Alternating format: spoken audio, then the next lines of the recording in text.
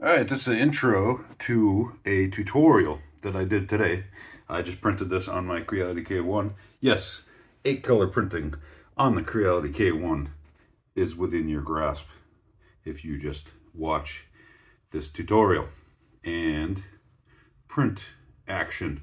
And so if you like this type of stuff and if you like this video, please help other people to find it by tickling the old underbelly of the old algorithm here by clicking the thumbs up and or subscribing, and maybe a little comment, good, bad, ugly, whatever, ridicule, complimentary, it's all good.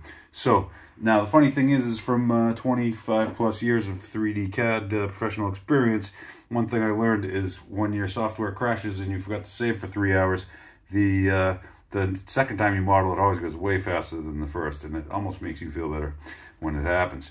Now, what I am learning with as a new YouTuber is that when you mess up your video format so you can't splice them together easily and so you have to redo things, obviously the second take is going to go way better and quicker than the first take. So I'm redoing this because I did the wrong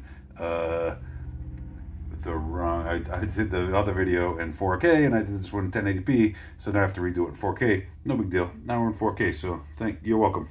All right, so so I have a technique that I developed, and I use this tool that I developed, that I designed. It's a STL model for a visual print height gauge when you are printing, so you can see on the print bed what layer it's printed, because it seems like every printer I get, they don't understand that the user might be interested in what layer it's printing because it's never on the display. Go figure. So I made a thing, and you can see it here. And if you fast forward past all these boring parts to the relevant 14 seconds that the video probably contains, you can find, and you actually could save all that and just look in the description for the link to the download for the layer visual height gauge tool that will tell you what layer you're printing at any given time. And if you do it strategically, like I show in the videos, you can probably get it to say what the layer is at the start of the layer and what the layer is at the end of the layer, so there's minimal confusion. But anyway, I hope you enjoy this tutorial. It's probably a little longer than it needs to be, but you know, I say so many wise things that it's probably worth all your wasted time. And so, or maybe not. There's a good chance not, but it could be. You know, you might be that desperate for good information or mediocre information. But I'm going for slightly above mediocre to awesome. So anywhere between that, I'll take it. Actually, you know what? If you just thumbs up so other people see it and then subscribe, that'll be a happy guy. So ultimately, I'm happy with the way this came out. I think it's a neat effect. I have a second workflow that will be more true to the logo. So, and I will go into that in another tutorial, because as I was creating this 3D CAD file, and so let me clarify, to create this 3D CAD file, so it's funny, I created the original logo from a 3D CAD file that I rendered in multicolor, and then I did a capture, and so then I have a 2D multicolor logo. But that doesn't mean I can print it on a single color printer, right? Even if I try to export it somehow, each individual body doesn't work that way. But so with Creality Print Slicer, there is a tool where you can import, instead of importing an STL model, you can import an image file, and it will change the height. It'll create a model, and it'll base the height of any given part of the model from the photograph or from the image, higher or lower based on the brightness or darkness of any given part of the image. And so that's how I came up with this. But the tricky part with that is that there's shading involved, and so that kind of throws off. It doesn't give you exact heights to work with, and so things get goofy. So if you recall, if you see my logo probably somewhere on the screen, maybe these sort of wireframes around the 3 and around the D are gray. I don't mean to be flipping you off right now, it just kind of worked out that way. So here you can see obviously they're not gray, and there's a little bit of gray in them. I did put some gray filament I guess it all got covered up. Well, so much for the gray filament. Oh, I got a little gray filament left over. Look at that. One spot with gray filament made it through. But it's kind of a neat effect the way it came out, and I'm not disappointed in that. But the original intent was to be able to control color sufficiently that I could actually mimic my logo.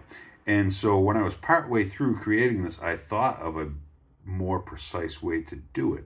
And so make sure you subscribe, because I am going to do another tutorial demonstrating that methodology. But I figured, well, I was already halfway through this one, so I might as well do this one this way, and it's going to serve my purpose here just fine, which is I'm very happy with. I think it came out pretty cool. I'm going to put it up with a couple other commemorative multicolor 3D prints on this one small piece of wall that I have. Actually, the two plaques. One is the two multicolor plaques. One is commemorating my 50th subscriber, and another one is commemorating my 100th subscriber, which happened to land on Independence Day this year, which was awesome.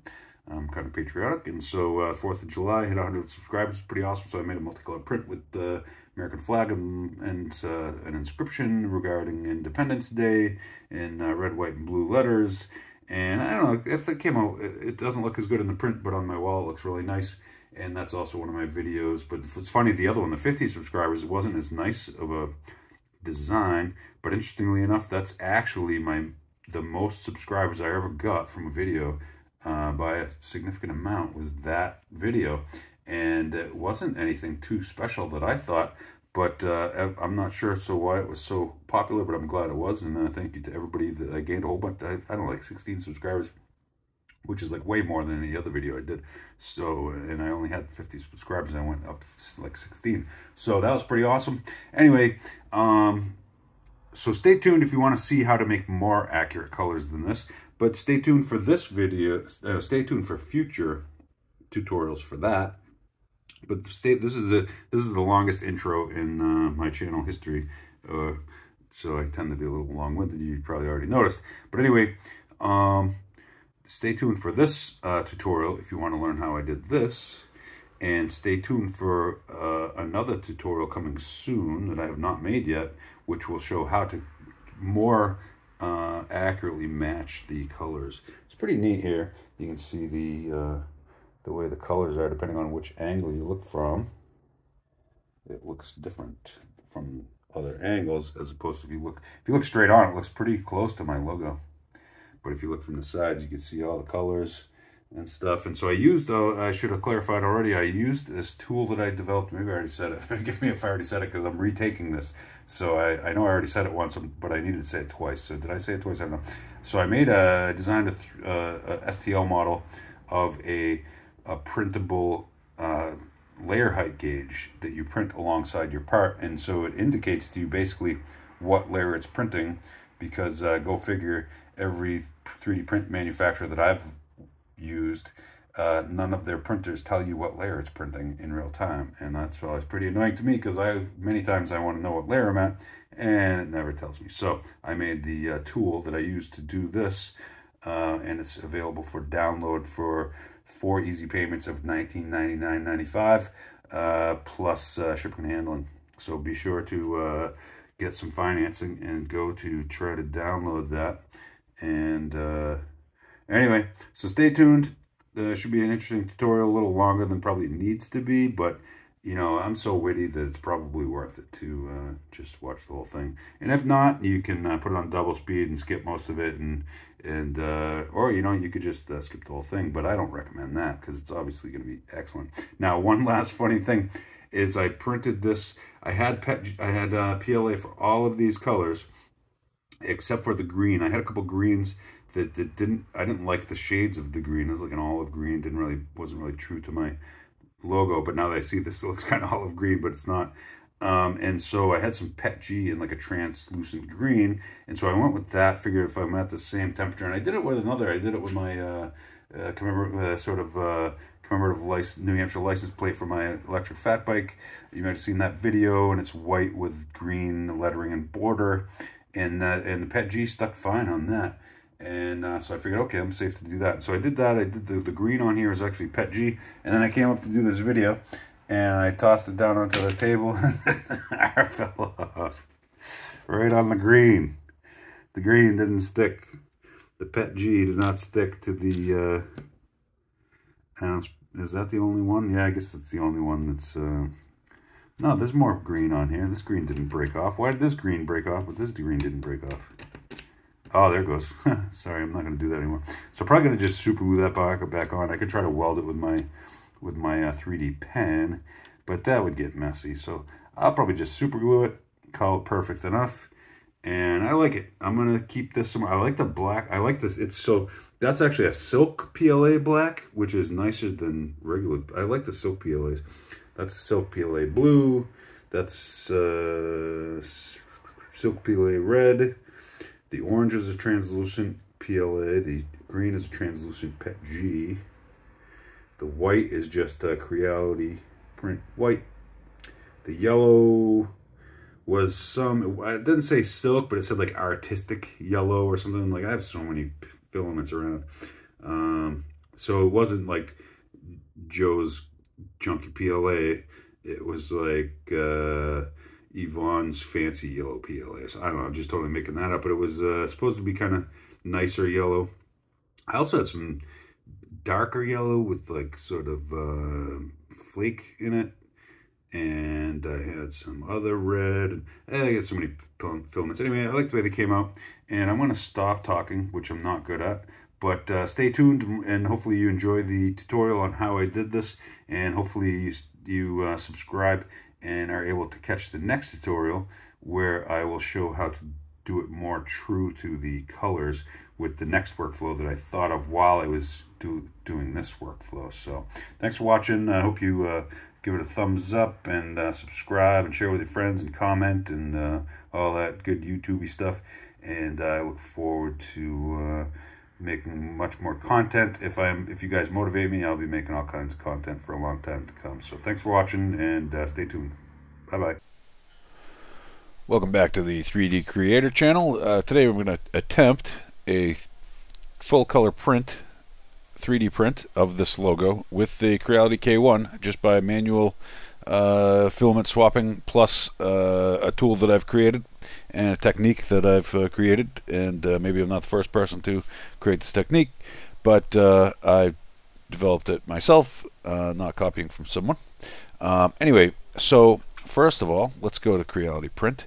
And so it has a nice tool here where I can just bring in an image, and I'm just dragging and dropping. Obviously I could do it with the open dialog box, but I'm going to set the height here. I'm going to say 5mm, and lighter is higher, and smoothing I'm going to go to 3. I did a little bit of testing just to see, and these settings seemed okay.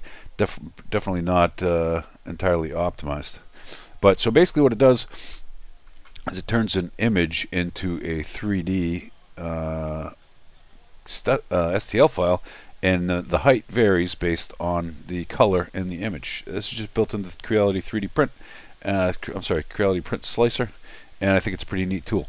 But now, how do I know what layer I'm at? So I developed this tool, and where did it go? This guy. I'm just going to drag and drop this also. So this is just an STL file of this height gauge that I printed, and so basically it prints on air, a bit of a line here, and you'll see how this makes sense as it goes. But so basically, as it's printing, I can be watching. Maybe I want it both ways, because I'm going to be probably recording this live just from my camera in my print shed, separately from my POV stream that I'm going to do. And so I'm probably going to put this gauge facing both directions. So I'm going to duplicate this. Actually, I could just drag it again. Either way, it would probably be fine. And put it right there conveniently, but I need to rotate it around so I can see. The reason I'm doing it twice is so that I can see from both directions. And I tend to use this guy. And okay, a little stuffy, so I apologize. So as you can see, so this is 1, 2, 3, 4 is 10, 20, 30, 40 layers, and the first layer is 0.2 and the rest are 0.1. I actually have 2 versions of this gauge scale, whatever you want to call it, and one is 0.2 first layer and 0.1 remaining layers, and one is 0.2 first layer, 0.2 remaining layers. And I can always scale it on the z-axis if I go to a different combination. And if I'm not, if I generally want to match the thickness of, because I'm going 2.2 and 0.1 or 0.2 and 0.2, I could be off a little bit. If let's say I wanted to do 0.25 for the whole thing, I could scale it up from 0.2 to 0.25, but then my first layer would be off by half a millimeter type of thing. But it can still be useful, and it may not work out entirely perfectly either. Luckily, that's not one layer in between each color. I could make this a lot flatter if I was confident in the precision, but I'm not. So I like to give myself a range of layers between each color, so I have a few layers to get it right, and then I can use the gauge as an approximation. Partly just because I don't know if it's going to print the object first or the gauge first, and so therefore, let's say layer 10, when it says 10, am I at the beginning of a layer 10 when it hits 10 on the scale, or am I at the end of 10 when it hits 10 on the scale? And I can always check that in the preview here, the layer preview. But the tricky thing about that is it's not exact, and what I mean is I find that after I slice it, if I move this thing up and down by one layer, it's not necessarily at the beginning of the layer, if that makes sense. Makes sense in my head because I know what I'm saying, but may not make sense, but maybe it'll become obvious as I go. Okay, I'm gonna try to move on quickly here. So ultimately, let's slice it, and I could mess with these settings as far as the blend factor and the height and the size and things like that, and lighter is higher or darker is higher. In this case I have a black background and this R is white, so if I go back to here, you can see white is going to be the highest, black is going to be the lowest, and each of these colors will be a different height in between. And some of it gets a little tricky because like this is generated from a 3D CAD file, and let's see, it's gonna fight me. So as you can see here, it's actually a 3D CAD file, and so it ends up shading a little bit, and I'm not sure how that's gonna work out, and it doesn't really matter all that much anyway, as long as something happens. We're gonna make something happen, and we're gonna learn from it. I've done this a couple times. Like I did it once without the gauge, and then I developed the gauge, and it was a less accurate gauge, less layer height, and it was more approximate. But then I since made these more accurate and higher capacity gauges, but other than testing them a little bit, I haven't actually gone through and done a 3D multicolor print with them like this. I've been sort of meaning to, and just life happens, and haven't gotten around to it. So here we go. All right, so now I'm going to slice this. So I have it on the generic PLA setting, high quality. I'm actually going to make a copy of that because I have more color flexibility if I go with both PETG and PLA. So I think I'm going to shoot for like 225 degrees, and that should allow me to print okay with both materials, and that might be a horrible idea, but I'm going to try it because I have a whole lot of filaments, but I don't necessarily have all of the colors in PLA, and I don't necessarily have all of the colors in PETG, and I could just improvise and do other colors than the logo, but I kind of want it true to my logo colors. So I'm going to multicolor PLA and PETG, and I'll call it a 0.4, and from high quality. So hopefully they have most of the bugs worked out of the print slicer of things such as temperatures, and I know the earlier versions had a problem with the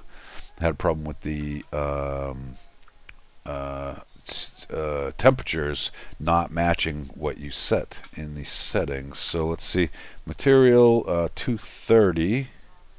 Oh, why is it 2? Well, that's let me go back to why generic PLA. Oh, I'm a little confused. So if I go into here, it's saying high quality PLA is 230 and build temperature 45. That just must be because it's moving really quickly, and so it goes with higher temperatures because it's moving really quickly. I guess I'm just gonna try it. Hope I might get some under extrusion on the PETG or something. If I even use any PETG, I'll figure it out once I get out there to the print shed. But okay, so we're at 230 on PLA, so okay, I don't need to mess with it then. I could have just used the standard one, so I'm just going to use the standard high quality, and let's slice it. Alright, hopefully, I don't know about that music coming through. I had the volume down really low, and I tested it, and it seemed like it wouldn't come through, but now I'm wondering if I'm going to get a copyright strike, so I just stopped my music. Seemed like that song was louder than the previous song. Who knows? Alright, so now we're sliced, and so you can see here as I scroll down, my visual gauge indicator scrolls down, and so those they end up printing sort of these ugly little loops, but it's indicative of you know, so they don't look like this when they print. They look like more rounded, sagging loops. But it's enough of an indicator for me to tell approximately what layer I'm at, or even precisely what layer I'm at, depending on my perspective looking down. And I have 200 layers here, and my print is not 200 layers, but I can just stop it. So my print is like 55 layers or so. 53, 4, 4, 54 layers is my print. And so I can just stop it at this point. I don't have to go up to 200, right? And so what I'm going to do now is I'm just going to scroll down until I get to the next color. So I know the R is going to be white. And so at some point, oh, interestingly, there's some highlighting on, you can see this sort of gray highlighting. And I probably have I do have some gray filament. So I guess I will do that and this shading here. So now, the more I think about it, I should be able to switch to gray before the white. So let's see. Let's see where I go to, where I get to. So 54 and down, I'm white, white, white, white, white, and it looks like 44 is the end of the gray. And so I'm going to say 45 or 46. I'm going to switch to white. And so now I'm going to go into my PowerPoint here. And what did I say? 45 to 46. Somewhere in there. Or 45 to 47. Because it goes up to like 54. So let's say... I just don't want to come in too early, so I'm going to go 46 to 47. I'm going to go white. I'm an excellent typist, you can tell. And I'm going to do this in reverse order because I want the top to be at the beginning. So I'm going to work my way backwards. And so we go back to here. And so then my silver, or gray, I should say, is coming in, is finishing at like 43. And so let's see what my next color is going to be. I'm not even sure. Okay, so it's the E. So the E is starting at, although, wait a minute, I'm already, so the 3, what's the 3? 3 is yellow. Ah, that's a very light color. So the 3,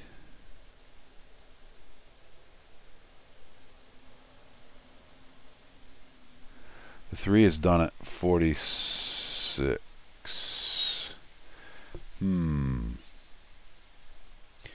That could be tricky. So 46 is yellow.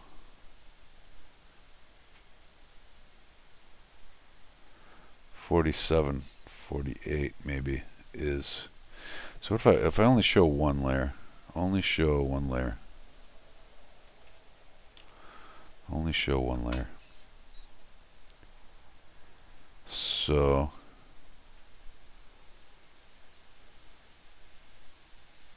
so 54 is R, like I expected, is white.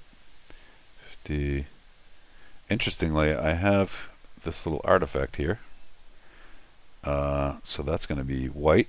I guess there's a little highlight on here. Yeah, so there's a little highlight here. So that's fine. That'll be a little bit of white. And so I'm at what? 50, 49, 48, 47. So 47 apparently is okay, so that's going to be white. 40. See, this slider is not entirely accurate. Oh, is the gray further down? Is that what's going on? I'm mildly confused right now.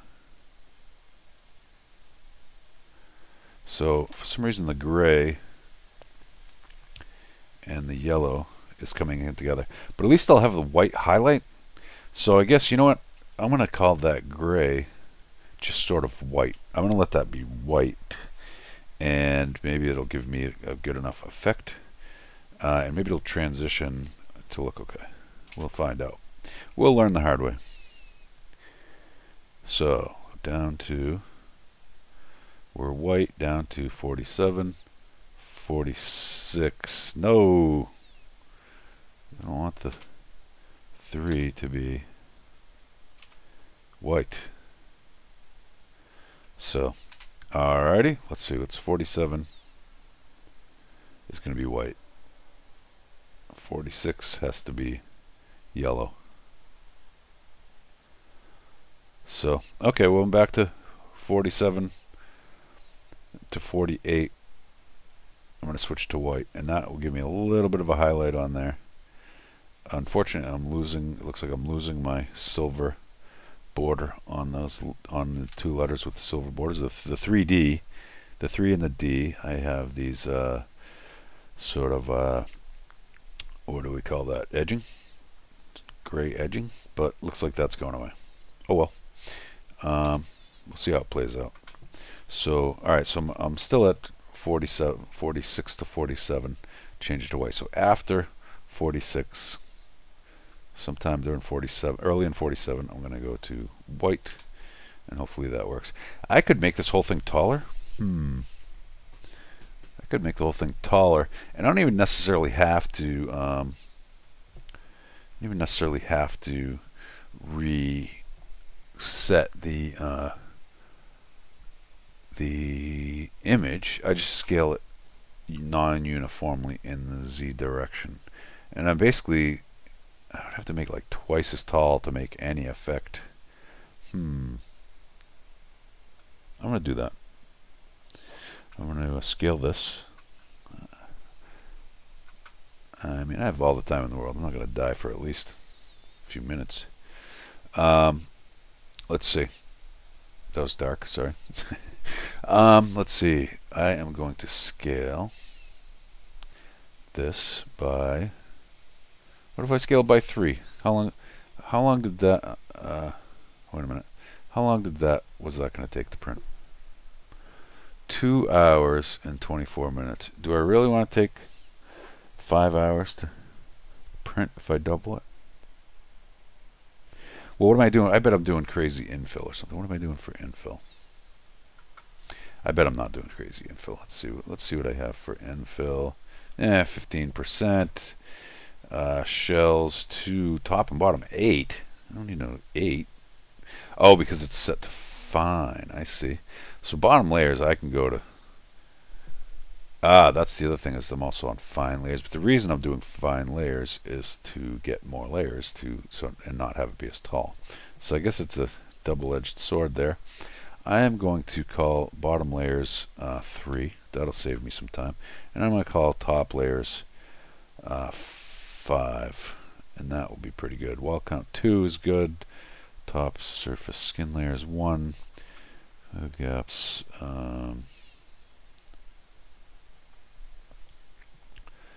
Okay, and infill I'll call it 10. Hopefully that doesn't ruin the top layers. Not the end of the world. We're just playing around here. And it's not like I'm making a prototype.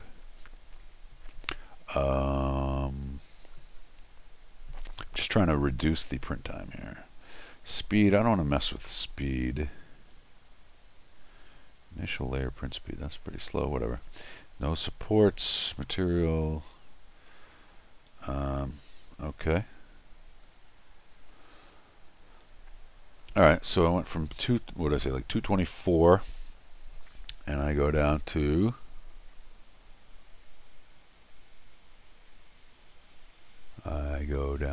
oh, I know what I wanted to check though, was on the I only saved 10 minutes by doing that. I may switch it back. Let me go back and see one other thing. What was it? Shells. As far as bottom layers versus initial layers, is that, I guess that's an advanced. Initial bottom layers 3, bottom layers 3. So if I change that back, okay, so that changes that. I'm just going to change it back to, it's only going to save me 10 minutes, and if I double the height, it's only going to save me 20 minutes. So I'm just going to leave the initial settings where they were, and it is what it is. Okay, so do I want to make this 5 hours instead of 2.5 hours? That's probably fine. I'll probably be regretting it when it comes time to change colors. But I should be able to monitor it remotely and see what layers I'm at. And that's the whole point of this thing. I can see what layers I'm at, and I can make changes as necessary. And to that end, I might even make it 3 times as high. So I'm going to go, I want to uncheck uniform here. So that way I can, yes, that's annoying that it asks me every time. I wish it said, don't ask me again. Checkbox. But it is what it is. So if I go 300%, so that's going to make it a really long time. But I can get better definition between my layers. Hopefully the thing is not too unhappy, because we have these sort of ridges. They're not too thin. They should be fine. I think they're going to be fine. I'm going to go 300%. I'm doing it, baby. 300%. And look at that.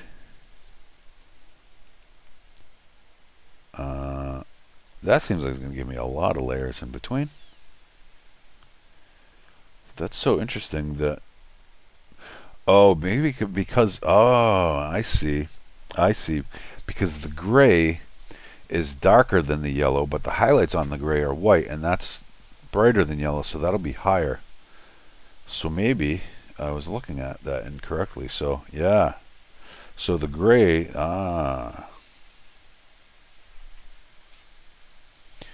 so maybe I'm going to do it 200. I'm going to do it 200. Let's see what happens. I can always do it another time. This is just experimental. So I'm going to call it 200 on the z-axis scale, 200%. And that'll give me some differentiation. Yeah, and these highlights will be white, and then down here will be gray. It's going to be tricky if you're not looking straight at it. It's going to look goofy, but that'll be kind of a cool effect, actually. And if you're looking straight on, you know, from a distance enough that the width of the thing is like the width of your, a little wider than your eyeballs apart, then it could look pretty good. And so this is, how wide is this? 140 millimeters. That's 100 is 4 inches basically. At 40, so that's 5. It's gonna be like 6 inches. Maybe just a hair into 6 inches, a couple hairs wide, and my eyeballs are what, 4.5 inches apart or something. Yeah, that should be a good effect. I think it's gonna be pretty cool. All right, so let's slice it up and start counting layers. And especially now that I understand that the gray is going to come in down there, I can switch to gray filament in that range, and that should work out pretty cool. And I was thinking about adding a mounting feature to the back, and I would have to export the STL, which you can export the STL out of here to modify it, which is pretty cool, and then bring it back in after you modify it. But I'm just going to use like double-sided sticky tape or like those Velcro picture hanging strips or something, or maybe glue a magnet, or who knows. I'll do something. Maybe I'll just put it on a shelf leaning against the wall. Who knows? Maybe I'll throw it in a box and never look at it again. No, I would never do that. I only have 7 million prints that are in boxes that I'm never going to look at again. All right. But no, I'll display this. I have a couple minor, I have a couple plaques that I've made myself. Actually, basically two multicolored plaques that I've made myself celebrating. I did celebrating 50 subscribers, and that was actually my biggest hit video, and I still don't exactly understand why. Maybe it was just because it's just a small milestone, but a good small milestone, and it was a multicolor print. It was like one of my first multicolor prints, if not the first one that I published. And I gained a bunch of subscribers from that one. I was surprised. And I'm looking at that on my wall right now. And then I hit 100 subscribers. It was actually on Independence Day this year, 4th of July. Just happened to hit 100 subscribers the same day, so I made a multicolored plaque with the American flag and some multicolored text. And nice little plaque. I'm looking at that as well right now on my wall. So those are on my wall. And so this will probably end up on my wall. I was actually tempted to make this celebrating 250 subscribers plaque, sort of a video tutorial and print.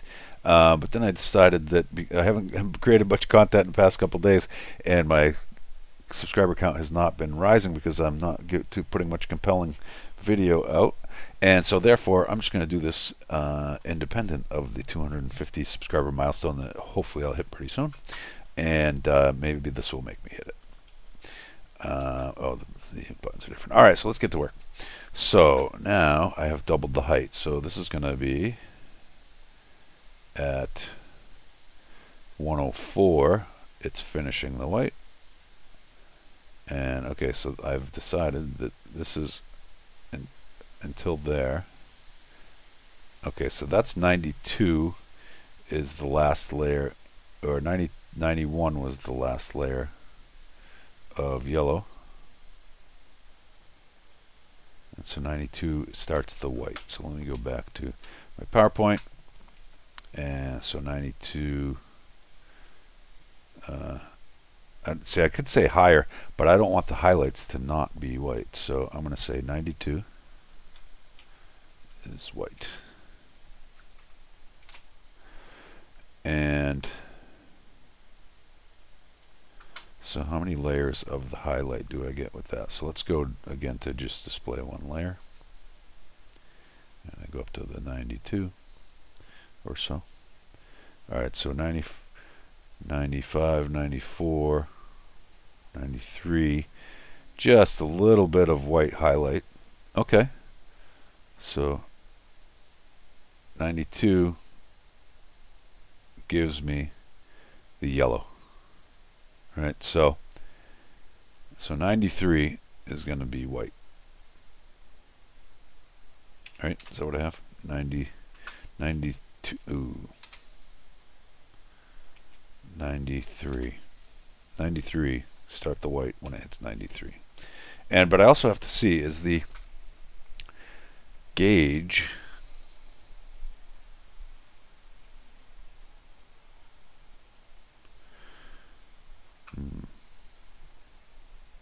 so that's 10, 20, yeah, 10, 20, 30, 40, 50, 60, 70. All right, I don't want just the single layer now, as I'm trying to see this, what layer I'm at, according to. So what I mean is, so once I get to 92,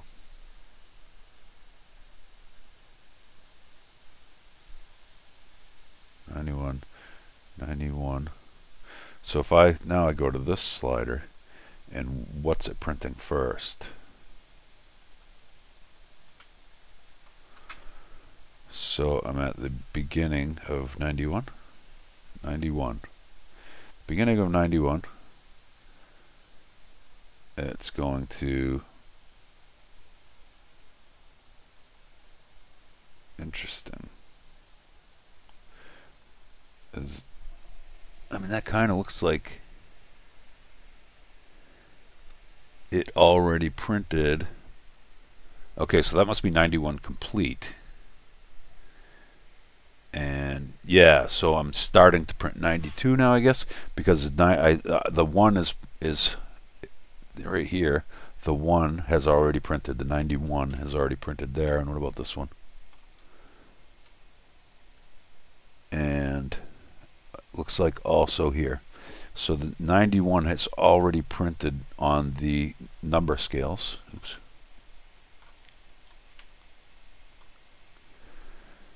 And so it's printing 92 on the number scale.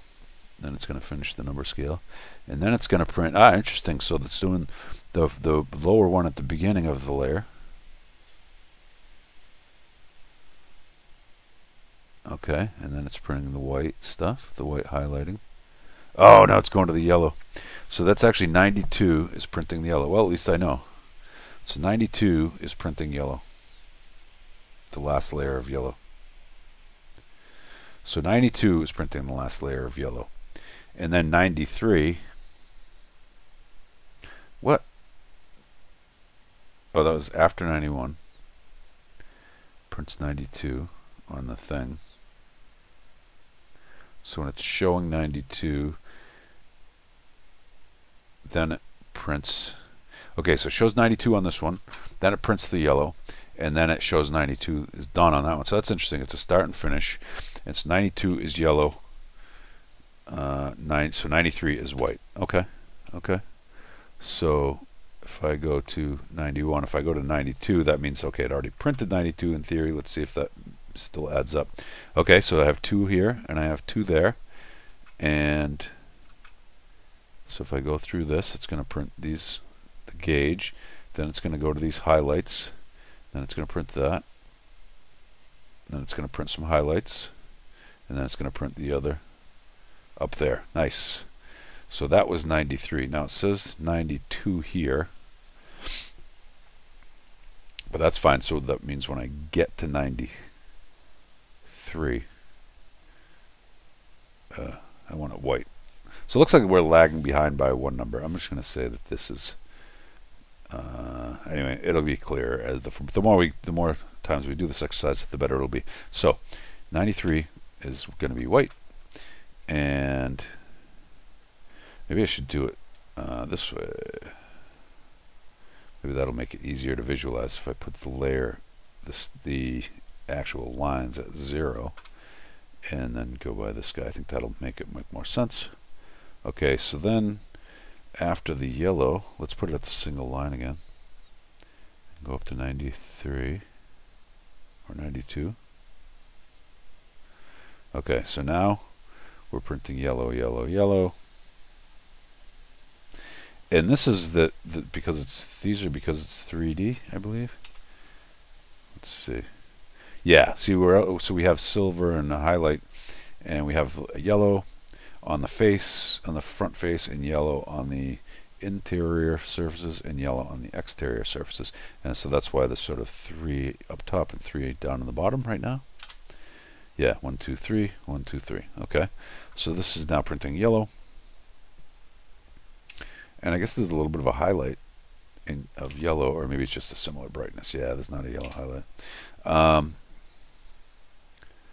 But anyway, so we're going to go down to the next color. I was going to say, what is this guy here? That's part of the E.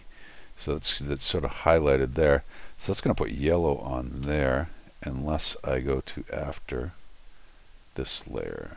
Whoa, it's going. All right. Okay, so 82 to, oh yeah, we got a bunch of layers of yellow. So 82, 91, or I guess it'll be 92 to 83, 80, 81, 82. Oh, it goes. Okay, so 82 is my first layer of yellow. And what does that show on the thing? So it shows that there 83 is printed, there 82 has printed, And so if I do this, looks like I am into the green here, right? If I go up one more, 82, 83. Oh no, that's staying green no matter what. Ah, there we go. Okay, so 82 has printed the last of the green. So after it hits 83, but what is this saying? This is saying after it hits 81, 82, and starting 83. So at 83 or 84, I'm going to say 84 should be a safe number to go to yellow. I know this seems long and drawn out, but I did it once. I did it a couple times a long time ago, and it's a little tricky, and I just want to get it right. So 84, switch to yellow, and I'm going to return and go above that. I just might as well just return a bunch of these. Okay, so 84 is going to be yellow. I hope this is recording. That'd be a kick in the teeth. Okay. 80, 82. So what's going to be next? The green. Alright, I already figured that out. Okay, so how far down is the... Let me change to one layer again. Let's go 83. Only show one layer. That's annoying that it goes back down to 0. If I switch to one layer. Okay, 83, 82, 81. So now we're printing some green. And some, yeah, okay. That's fine. Green, green, green. Nothing new yet. I'm basically watching for when a new feature comes in. Well, that's interesting. The highlighting. Is that telling me I'm going to have some green highlight? No, I don't think so. I think it's just because I'm only looking at one layer. Okay, so now, all of a sudden at 63, what's that one? At 63, that's the red, I guess, for the R. At 63 is going to be the last R, but is it really? So if I go to 64 is red, but if I go to, so that's to the beginning of 64.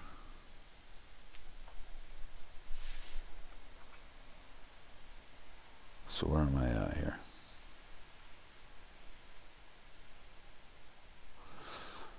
So that is 10, 20, 30, 40, 50, 60, 70. Oh no, I'm going the other way because it's only one layer. 60, 1, 2, 3, 4 here. Okay, so it's printed 64, and it's printed a bit of the red. Unfortunately, when I check this, it's gonna go back to 0, which is annoyingly confusing. 64, back up to 64.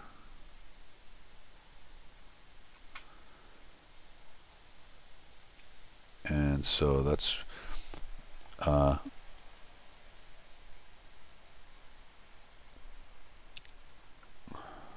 when that says 64, and this is at the end, the lines showed 64. So after 64, the red is done. So during 65, so when the indicator prints the 65th, when the first one prints the 65th, that's when I know I'm at 65. Okay, now it's getting clearer. So 65, oops, what do I have? 60, oh yeah, 65 is green, right? I forgot about green. So 65 is going to be green. And I could do it a layer later. So as you can see here, I may do a layer later on each of these because I have a good range there. Although, like for the highlighting, it's probably best if I have as much white as I can in there. Debatable. Let's see. So 65 is going to be the start of green, and the 64 is the end of red. And so let's move down through the red. Oh, and now I have oh. I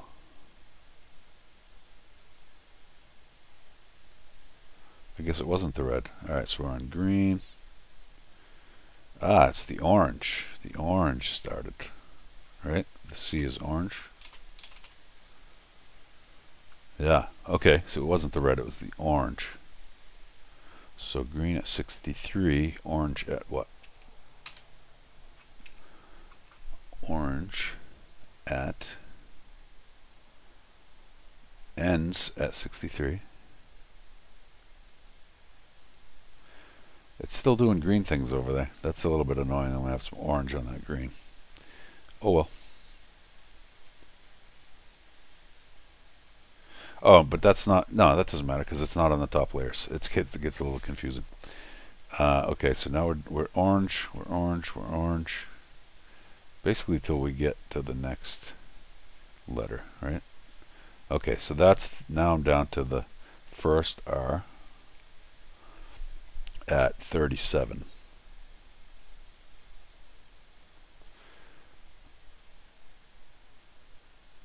So at 38, we start the orange.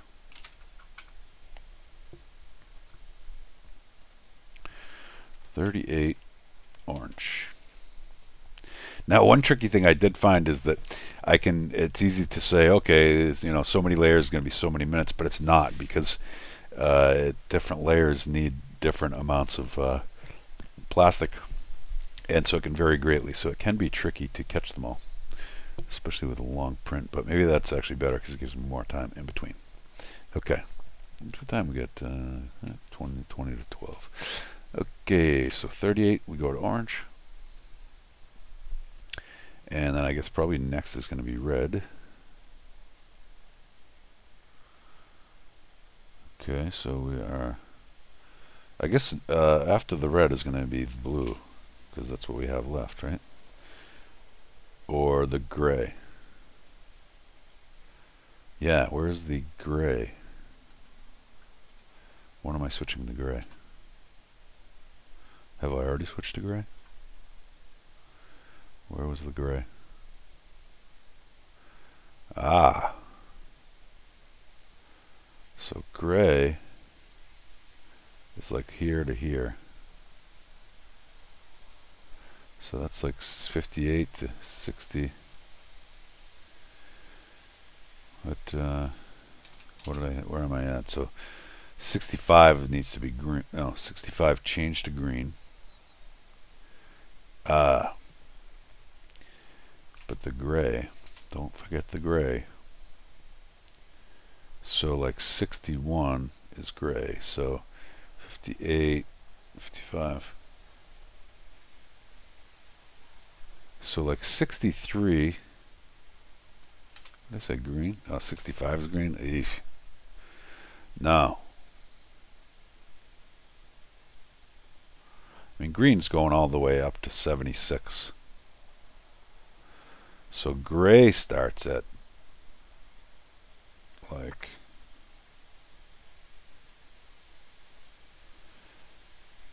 gray's going to start at 63, and I can delay the green until like 69. So 63, 65 gray, and 69 green. And that gives me plenty of time to get to the yellow. Am I missing one in between?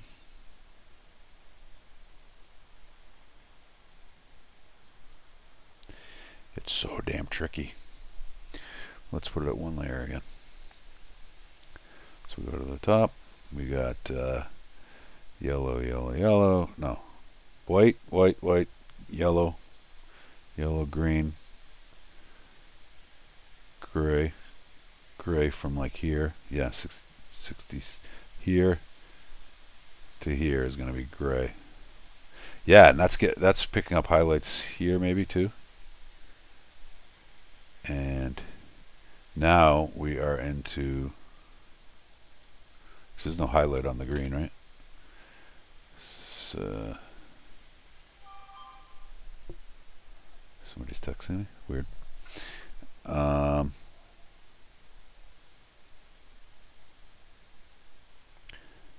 Yeah, that's why I don't answer my phone when I'm working. I try to focus.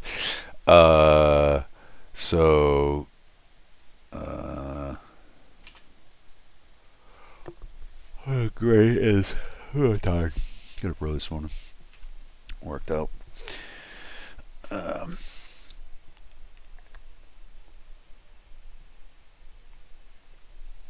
I started getting up earlier and working out in the mornings, but I'm definitely noticing that I'm a little tired. Yesterday I actually took an hour nap at like 1 p.m. Alright. So, it doesn't help the focus when you're sleepy. I should grab a coffee. I'm going to stop and continue.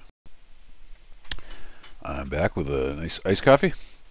Alright, so, where were we? We have 38 orange, 65 gray, 69 green. So let's see, 38 orange. Is that about right? Because then the next, what's this? Where are we? We're at 58. So that would put us square in the orange. And so that's like the outline of the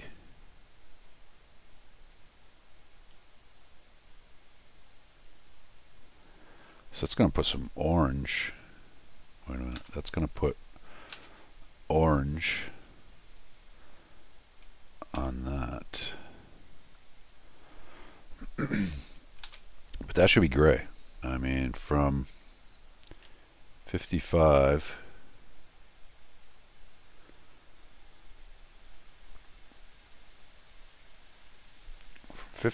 to 95 kind of wants to be gray, but I think that doesn't fit in. You know, in order for this to be, it does away with the green. So evidently the gray and the green no, actually, what did I say? So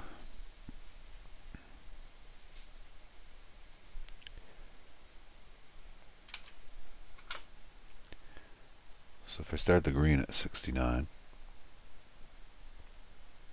I mean, I can start the green later. I can start the green all the way up to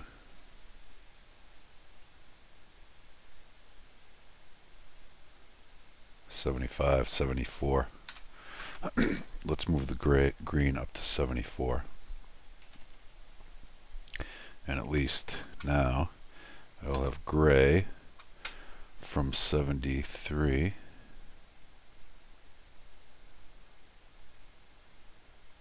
down to what? Down to 38, where I need, no, the orange will stop at, so the C is the orange, so the end of the orange is 64, or probably 63, so 64,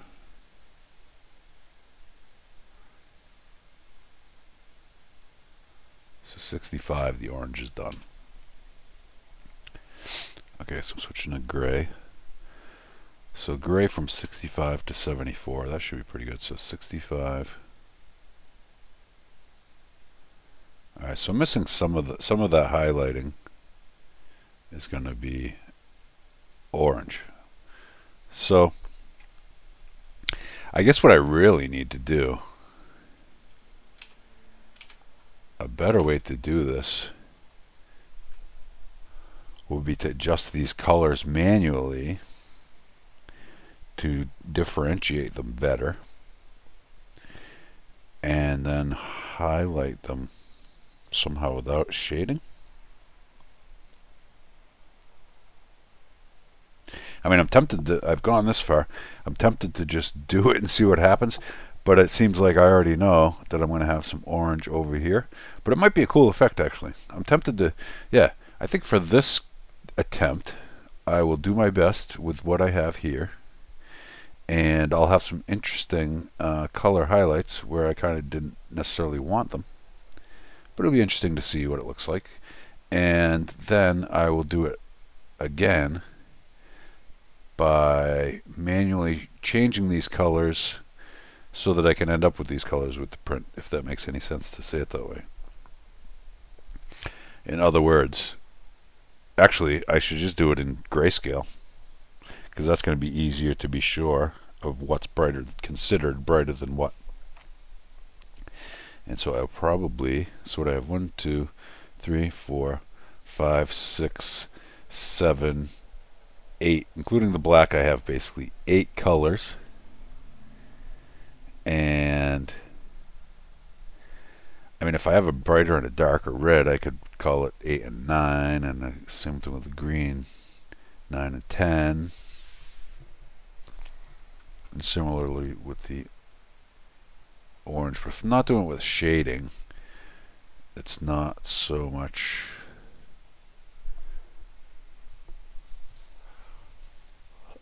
Like the highlights here on the orange make it a lighter orange, whereas underneath here make it a darker orange or brown.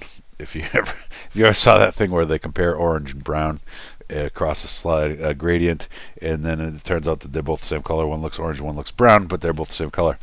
Color perception with the brain. I was going to say with the eyes, but it's actually the brain interpreting the colors is weird. If you don't know what I'm talking about, Google orange compared to brown on a orange to brown gradient background. It's really interesting. It's, you don't even believe it at first, and you're like, nah, it's a trick. They're tricking me. But then you just do it yourself, and it actually makes sense. Like I recreated the experiment in CAD and tried it, and it still came out the way they said it. It was really weird. Anyway, all right, so that's what I'm going to do. I'm going to do it in 2 stages. Stage for 2 phases. Phase 1, I'm just going to continue to do what I'm doing. It's going to be funky highlighting. We'll see how interesting it looks. Then phase 2, I will change it to grayscale to get the colors to basically differentiated uniformly, and it'll be much easier to get it right. The only thing I'm thinking of is I can mess with the ambient color. So the shading might get goofy, but I can turn up the ambient lighting in CAD, and then it'll basically eliminate any highlights and shadows. I think that will be fine. I can basically turn off all the lights except for the ambient light, and then turn the ambient light most of the way up, and then it should do that. So I'm just going to continue with this, and then we'll do it the better way later. If nothing else, it'll demonstrate what I think is going to happen, which is, like, instead of being gray here, it's going to be orange. So okay, let's get to before the orange, which is the blue, or it's going to be the red. It's going to be red or blue. Red is next. So red, it comes in at 38. Red goes away. So, oh, did I already say that? I'm going to start the orange at 38. Yep. Okay. Now, where am I going to start the red is basically when the blue comes in. So I go down here, I'm red, red, red. And now the blue came in at 23, 25, the blue goes away. So at 25, I'm going to start red. I think I'm getting good at this. 25, I'm going to go red. And then before that is going to be blue. And then before that is just going to be black, right? I think that's all that's left. So where does the black come in?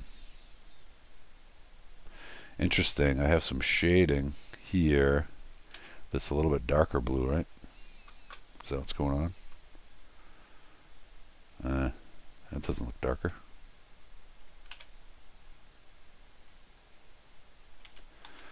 Interesting that those are,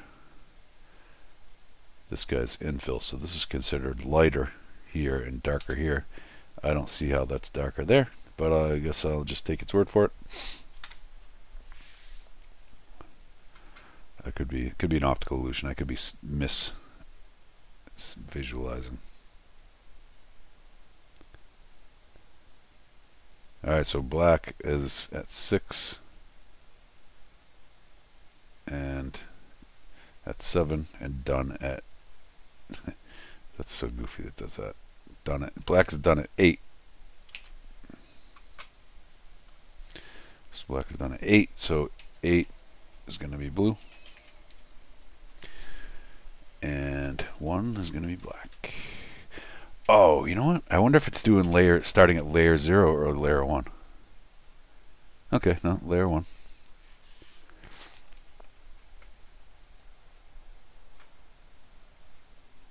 Yep, layer 1.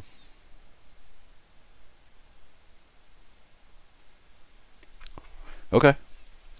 So I think that works. I think if I change at these numbers, then I should get a pretty good representation of my logo here.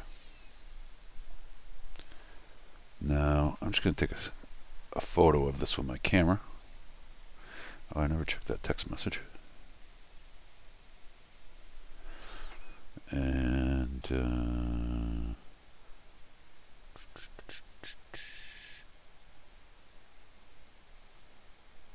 yeah, okay. Alright, so I guess that is just about the end of this portion of the video. I believe I'm doing this, recording this in 4K 60. Let's confirm that in my settings here. I know it's 4K, I think. Yeah, 4K. Oh, 4K 30. What a dummy. Okay, whatever. So I'll change my phone to my camera phone to 4K 30. I'm glad I checked because I thought I was doing 4K 60. And all right, stay tuned. So that ends this portion, and I am going to well, let me slice it. It is already sliced. Silly. Okay, so it is sliced, and don't only show one layer. And we go up to here. All right, so I am going to save this to my flash drive and head out to my print shed and pick out some filament colors and hit start, and then I will record various portions of it. I'll probably record the actual printing on live, and like from my surveillance camera, I'll show it printing live and the filament swaps live. But I think I'll also make a second part to this non-live video, which will be me giving commentary while I do the filament changes. And so I think that'll work out okay. And so stay tuned, and I swore I was going to say this at the beginning, so I guess I'm going to put this at the beginning. So if you find this interesting, hit the thumbs up, and consider subscribing and sharing it with your friends. I'm going to have to edit this and put it at the beginning. So there we go. I swear, like right when I started, I said, oh, I'm going to do an intro, and then I'm going to say, hey, if you like it, hit the thumbs up, and blah, blah, blah. And for some reason, I always forget. And I almost went out to get I sort of have this outline of how to structure my videos out in my shed. And I almost went out and got it, and I'm like, nah, I'm telling myself right now to do it. I'm not going to forget. I forgot. So anyway, like, subscribe, share, blah, blah, blah. Stay tuned. More to come on this. Thanks for watching.